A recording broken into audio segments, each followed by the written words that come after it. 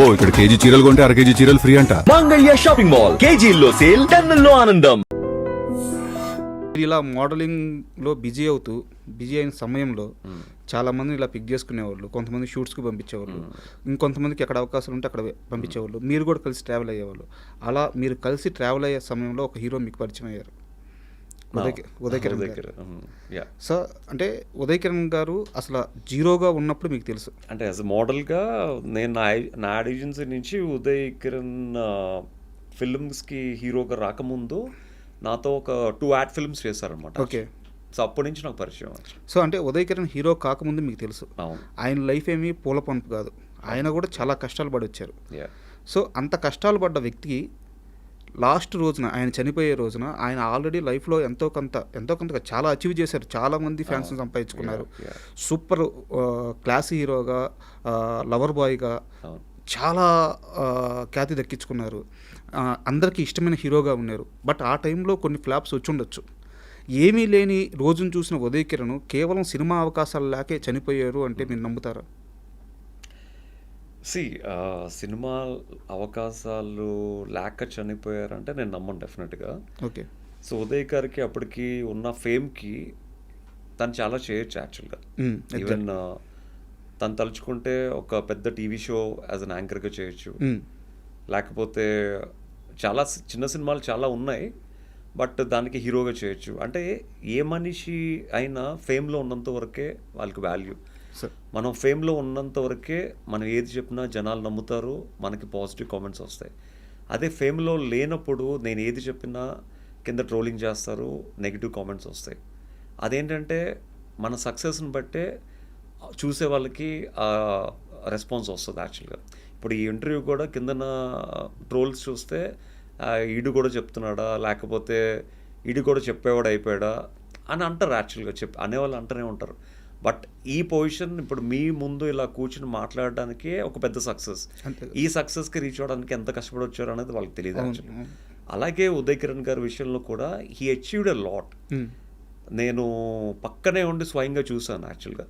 So back to back films, చిత్రం, మనసంతా నువ్వే కలుసుకోవాలని కూడా కలుసుకోవాలని, ఇవన్నీ back to back hat trick hero అని చెప్పి తను బీచ్లో షూటింగ్ అవుతుంటే అమ్మాయిలందరూ వచ్చి తన మీద ఫ్లవర్స్ జల్లేవారు అనమాట, రోజ్ పెటల్స్ అనమాట.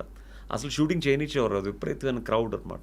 ఇప్పుడు సోషల్ మీడియా వచ్చి ఇవంతా ఇప్పుడు యాక్టర్స్కి ఆ ఫేమ్ చూస్తున్నారు, కానీ ఏమీ లేని టైంలోనే he have seen that fame అనమాట యాక్చువల్గా. బట్ ఆబ్వియస్లీ అంత ఫేమ్ చూసిన తర్వాత నేను ఒక చాలా సంవత్సరాల తర్వాత ఒక ఈవెంట్కి వెళ్తే he also came for the event, ఒక ఫ్యాషన్ షోకి. ఆ ఫ్యాషన్ షోలో తను కూడా ఒక నార్మల్గా కూర్చున్నాడే కానీ ఒక సెలబ్రిటీకి ఇవ్వాల్సిన రెస్పాన్స్ కానీ ఒక సెలబ్రిటీకి ఇవ్వాల్సిన ట్రీట్మెంట్ కానీ ఇవ్వలేదు యాక్చువల్లీ. ఓకే.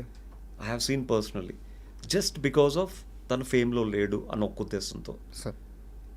సో ఒక మనిషికి ఒక నడుస్తున్నప్పుడు రోజ్ పెటల్స్ జల్లి ప్రతి అడుగులోని పూలతో నడిపించే ఒక ఫ్యాన్స్ ఉన్న టైంలో సినిమాలు 2-3 సినిమాలు ఫ్లాప్ అయ్యేసరికి అసలు ఒక ఈవెంట్కి వచ్చినప్పుడు కూడా పట్టించుకోకపోతే ఆబ్వియస్లీ ప్రతి మనిషికి ఒక బాధ ఉంటుంది యాక్చువల్గా. కష్టం సార్ తీసుకోవడం. పక్కనే నిన్న కాక మొన్న వచ్చిన హీరోస్కి సెల్ఫీలు తీసుకుని అంత ఎస్టాబ్లిష్ అయిన ఉదయ్ గారితో సెల్ఫీలు తీసుకోపోతే ఆబ్వియస్లీ తను పక్కనే తీసుకుంటున్నప్పుడు తనకు బాధ కలుగుతుంది యాక్చువల్గా. సో ఆ బాధని చూశాను, ఆ హ్యాపీనెస్ని చూశాను యాక్చువల్గా. నేను ఎప్పుడైతే తను చనిపోయారన్న వార్త విన్నానో నాకు చాలా ఐ వాజ్ లైక్ షాక్డ్ అనమాట. వెంటనే నేను నిమ్స్ హాస్పిటల్కి వెళ్తే ఎవరిని అలౌ చేయట్లేదు అసలు. ఉదయ్ కిరణ్ని చూడడానికి ఎలాంటి స్టార్స్ రాలేదు. ఆ ఫ్యామిలీలో కూడా వాళ్ళ సిస్టర్ వాళ్ళ హస్బెండ్ ఒకతను ఉన్నాడనమాట, ఇంకెవరు లేరు అక్కడ. మేబీ ఆ కుటుంబంతో, వాళ్ళ పేరెంట్స్తో, వాళ్ళ ఫాదర్తో తనకేవో గొడవలు ఏవో అవుతున్నాయి అనుకుంటా, ఎవరు రాలేదు. అప్పుడు నేనే మార్చురీకి వెళ్ళి ఓపెన్ చేస్తే అప్పుడు ఉదయ్ కిరణ్ గారి బాడీని ఫస్ట్ చూసింది నేనే. అప్పటికే తన కళ్ళని దానం చేసి ప్లాస్టిక్ కళ్ళు పెట్టారు యాక్చువల్గా. సో తర్వాత నేను మళ్ళీ నిమ్స్ వాళ్ళతో, డాక్టర్స్తో మాట్లాడి ఆ బాడీని ఇంటికి తీసుకువెళ్ళి తర్వాత అక్కడ నెక్స్ట్ డే మార్నింగ్ చాంబర్ దగ్గర తీసుకువెళ్ళి మొత్తం అప్పుడు ఆర్టిస్టులు అందరూ అప్పుడు వచ్చారు యాక్చువల్గా. ఓకే. సో అదంతా అప్పుడు మొత్తం త్రూఅవుట్ ఉదయ్ గారితో మొత్తం తన బాడీ కాలి ఆ యాష్ అయినంత వరకు, ఆ లాస్ట్ వరకు నేను తనతోనే ఉన్నాను యాక్చువల్గా. ఆ బాడీ మొత్తం కాలినంత వరకు తనతోనే ఉన్నాను. చాలామంది కొంతమంది మధ్యలోనే వెళ్ళిపోయారు, కొంతమంది బాడీ ఇలా అంటించిన వెంటనే వెళ్ళిపోయారు actually. But I'm the one. Maybe ఇద్దరు ముగ్గురు కొంతమంది ఫ్యాన్స్ ఉన్నారనమాట. మొత్తం బాడీ అంతా కాలినంత వరకు, బాడీ బూడిదైనంత వరకు నేను ఉండి చూసి అప్పుడు నేను ఇంటికి వెళ్ళడం జరిగింది. అంటే ఇంకా ఒక ఫ్రెండ్కి అంతకన్నా మనం ఎక్కువ ఏం ఇవ్వగలం యాక్చువల్గా.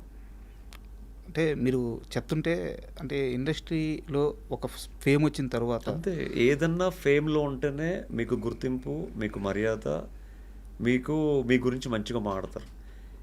అంటే ఒక బిగ్ బాస్ నుంచి బయటకు వచ్చినప్పుడు నా గురించి, నా ఇంటర్వ్యూస్ గురించి ట్రెండింగ్లో ఉన్నాం కాబట్టి ఒక ఇంటర్వ్యూ చేస్తే ఆ ఇంటర్వ్యూ ద్వారా కొన్ని వ్యూస్ వస్తాయి, ఛానల్ రేటింగ్ పెరుగుతుంది, ట్రెండింగ్లోకి వెళ్తుంది, డబ్బులు వస్తాయి ఉద్దేశంతో ఇంటర్వ్యూ చేసేవారు. అదే పాజిటివ్గా చేసిన ఇంటర్వ్యూని వీడి పాజిటివ్నెస్ అంతా జనాలు లాగేసుకున్నారు, ఇప్పుడు వీడు నెగిటివ్ చేస్తే మళ్ళీ కొన్ని రోజులు ట్రెండింగ్లో తీసుకెళ్ళొచ్చు అని చెప్పి మళ్ళీ నెగిటివ్ చేశారు. అవును. మళ్ళీ నెగిటివ్ చేసినప్పుడు మళ్ళీ వాళ్ళకి ట్రెండింగ్లోకి వెళ్ళాయి. అప్పుడు చాలామంది ఆర్టిస్టులు 30 years పృథ్వీ గారు కూడా నా గురించి నెగిటివ్గా మాట్లాడారు. బికాస్ ట్రెండింగ్లో ఉన్న ఒక పర్సన్ని పోక్ చేస్తే heal become more trending actually. So చాలామంది నా పేరు యూజ్ చేసుకుని they came in to trending అనమాట. సో అలాగా నన్ను రైట్ లెఫ్ట్ ఆడుకున్నారు యాక్చువల్గా.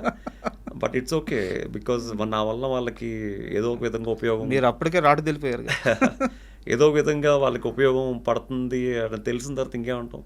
సో ఫ్యామిలీస్ని మీడియాకు ముందుకు లాగారు, పిల్లలతో పాటు మీడియా ముందుకు వెళ్ళి మేమేంటో ప్రూవ్ చేసుకోవాల్సి వచ్చింది. ఇట్స్ ఓకే, ఇదంతా ఎందుకు? జస్ట్ బికాస్ ఆఫ్ ఒక మిడిల్ క్లాస్ పర్సన్. అదే మీరు రిచ్ పర్సన్ అయితే మీ జోలికి ఒక్కడు కూడా రాడు, మీ గురించి ఒక్కడు కూడా కామెంట్ పెట్టాడు. అది. అండ్ మీరు బిగ్ బాస్ నుంచి బయటకు వచ్చిన తర్వాత కొన్ని సినిమా ఆఫర్లు అయితే వచ్చినాయి మీరే హీరోగా. బట్ ఒక హీరో వాళ్ళందరితో కలిసి కూర్చొని మాట్లాడి వాళ్ళ మైండ్ సెట్ మార్చేసి మీకు సినిమా ఛాన్సులు రాకుండా కొన్నిటిని అడ్డుకున్నాడు అని చెప్పి ఒక టాక్ అయితే ఉంది. నిజమా? నిజమా అబద్ధం? నిజం అవ్వచ్చు. అంటే బేసిక్ ఏంటంటే ఆబ్వియస్లీ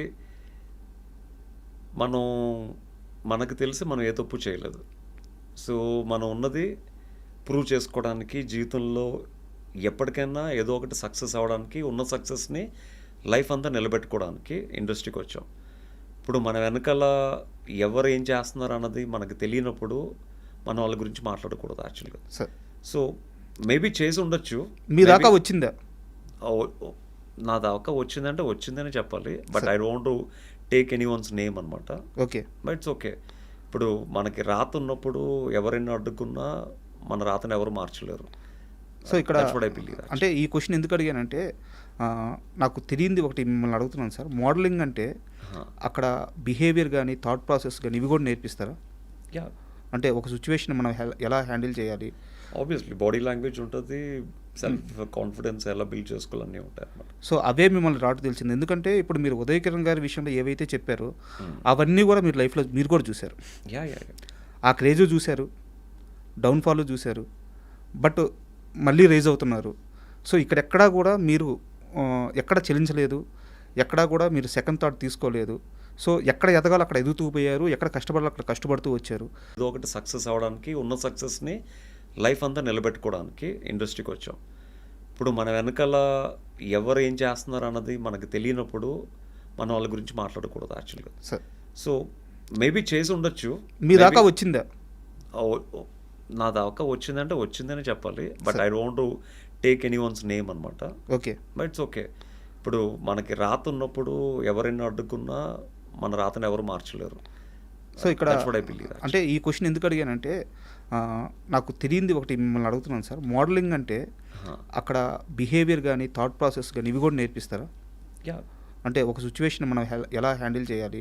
ఆబ్వియస్లీ బాడీ లాంగ్వేజ్ ఉంటుంది, సెల్ఫ్ కాన్ఫిడెన్స్ ఎలా బిల్డ్ చేసుకోవాలన్నీ ఉంటాయి అన్నమాట. సో అవే మిమ్మల్ని రాటు తెలిసింది. ఎందుకంటే ఇప్పుడు మీరు ఉదయ్ కిరణ్ గారి విషయంలో ఏవైతే చెప్పారో అవన్నీ కూడా మీరు లైఫ్లో మీరు కూడా చూశారు. ఆ క్రేజు చూశారు, డౌన్ఫాల్ చూశారు, బట్ మళ్ళీ రైజ్ అవుతున్నారు. సో ఇక్కడెక్కడా కూడా మీరు ఎక్కడ చెల్లించలేదు, ఎక్కడా కూడా మీరు సెకండ్ థాట్ తీసుకోలేదు. సో ఎక్కడ ఎదగాలో అక్కడ ఎదుగుతూ పోయారు, ఎక్కడ కష్టపడాలో అక్కడ కష్టపడుతూ వచ్చారు.